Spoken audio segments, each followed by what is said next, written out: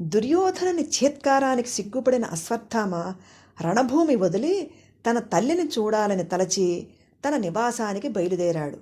ద్రౌపదీపుత్రుల హత్యోదంతము తెలిసి పాండవ శిబిరమంతా శోకసంద్రమైంది. పుత్రశోకంతో కన్నీరు మున్నీరుగా రోదిస్తున్న ద్రౌపదిని ఓదార్చే ధైర్యం అక్కడ ఎవ్వరికీ లేదు. అందరి మదిలో ఒకటే సందేహం, ఈ బాలహత్యలకు కారకులెవరా అని. పాండవుల మనస్సులు ఒక ప్రక్క శోకము, మరొక ప్రక్క ప్రతీకారేచ్ఛతో డోలాయమానంగా ఉన్నవేళ ఆ విషాద నిశ్శబ్దాన్ని ఛేదిస్తూ ఈ హత్యలకు కారకుడు అశ్వత్థామ అని నా అనుమానం అన్నాడు శ్రీకృష్ణుడు.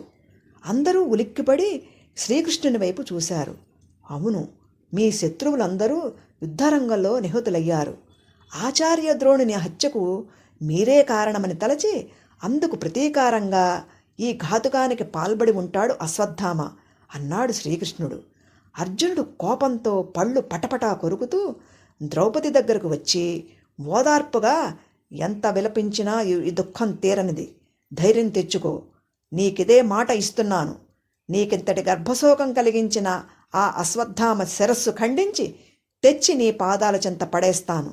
దానిని నీ పాదాలతో త్రొక్కిన తర్వాత మరణించిన శిశువులకు ఉత్తరక్రియలు జరిపి మృతాశోచ స్నానాలు చేద్దాం అని పలికి శ్రీకృష్ణుడు వెంటరాగా గాంధీవంతో రథమెక్కాడు అర్జునుడు. తల్లికి ధైర్యవచనాలు చెప్తున్న అశ్వత్థామ శ్రీకృష్ణ సారథ్యంలో ఆవేశంగా వస్తున్న అర్జునుని చూసి భయపడి పారిపోతుంటే అర్జునుడు అతనిని వెంబడించాడు.